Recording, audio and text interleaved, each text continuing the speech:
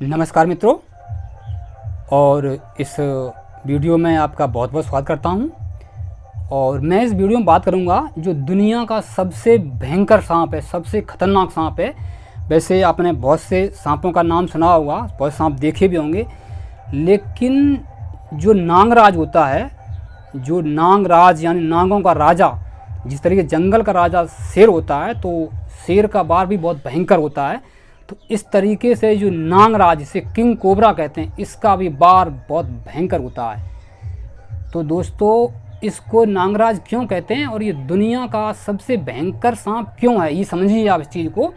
आपने कई मूवीज देखी होंगी, वैसे भी आपने सुना होगा नागिन का बदला या नागराज, इच्छाधारी नाग। तो इस तरीके से मतलब सबसे ज़्यादा गुस्सैल सांप होता है ये। इसमें कहीं न कहीं भावना होती बदला लेने की। ये कई बार देखा होगा आपने मूवियों में कि अगर इनका जोड़ा होता है, उन जोड़े में से अगर एक को मार दिया जाए तो दूसरा बदला लेकर ही रहता है। कहीं न कहीं ये भी देखा गया है कि वो व्यक्ति का पीछा नहीं छोड़ता है। तो इस तरीके से सबसे भयंकर सांप इसलिए कहा गया कि सबसे गुस्सैल होता है ये। कुछ लोग ये बताते हैं कि अगर एक सांप को मार दिया जाए तो मारने वाले का, उसका जो जोड़ा होता है, वो उसका फ़ोटो जो होता है उसकी आँखों में उतर आता है, जो जिंदा है वो कहीं न कहीं किसी प्रकार से। अब ये किंवदंतियाँ हैं, कितना सही कितना नहीं वैसे नहीं कहा जा सकता है। बाकी मैंने ये सुना है, बुजुर्ग लोग कहते हैं कि अगर सांप को वरदान मिला हुआ है ये, कि अगर आपको सांप ने काट लिया, अगर आपने सांप को मार दिया है तो बचेंगे आप भी नहीं। इसलिए सांप को मारना नहीं है, या तो उसको कैद कर लेना है या उसका फोटो खींच लेना है ताकि उसका उपचार सही हो सके।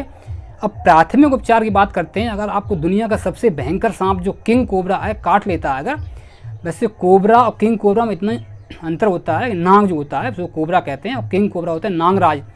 ये देखने में लगभग रंग में सेम होते हैं, लेकिन किंग कोबरा होता है उसकी लंबाई ज़्यादा होती है, वो ताकतवर ज़्यादा होता है और देखने में बहुत भयंकर लगता है। ठीक है, अब आप चलिए मैं दिखाता हूँ, अगर आपको किंग कोबरा काट ले तो किस प्रकार से उपचार करना है। सर्वप्रथम तो ऐसा करना है, जैसे मान लो हाथ में यहाँ काटा हुआ है तो 3 जगह से, यहाँ पर और यहाँ पर और यहाँ पर, जो भी चीज़ हो उस वक्त उससे बांध देना है ताकि जहर का असर ऊपर नहीं चढ़े।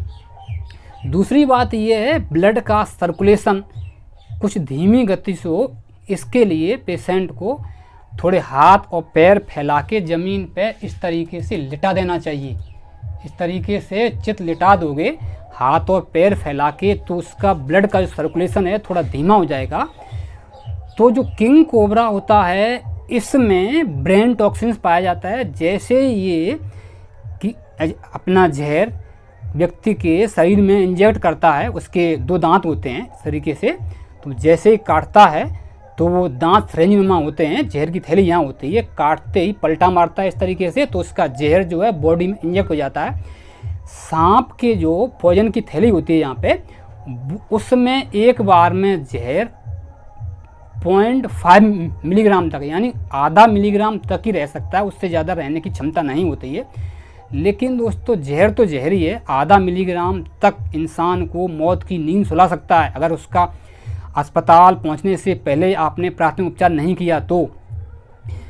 अच्छा, अस्पताल पहुंचने के बाद भी दवाई होती है, उसमें इंजेक्शन होते हैं, तो वो इंजेक्शन भी हर मेडिकल पे, हर अस्पताल में हमेशा अवेलेबल नहीं रहते हैं। वो जब तक ढूंढते रहोगे तब तक पेशेंट की मृत्यु हो जाएगी।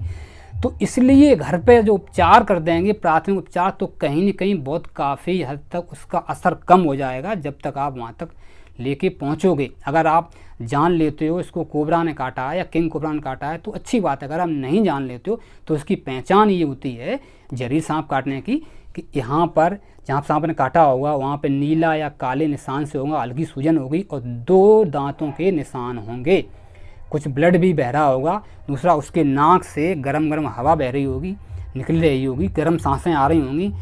और ऐसा सांप का काटा हुआ व्यक्ति, उसको पानी पीने की बहुत इच्छा होती है। तो दोस्तों पानी नहीं पिलाना है आपको, ध्यान रखना है।